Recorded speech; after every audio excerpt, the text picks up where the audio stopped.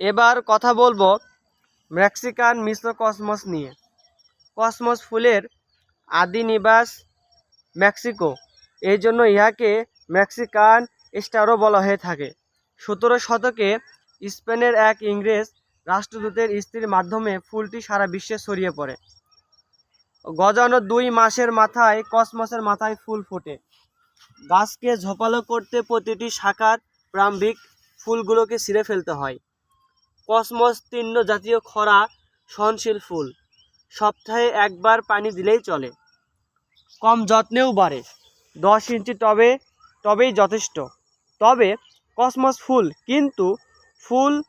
Sunlight পছন্দ করে। Cosmos ফুল থেকে আয়ুর্বেদিক ঔষধ তৈরি হয়, যা রক্ত থেকে বিষাক্ত পদার্থকে অপসারণ করে, এর মূল হজমের সমস্যাকে নির্মূল করে।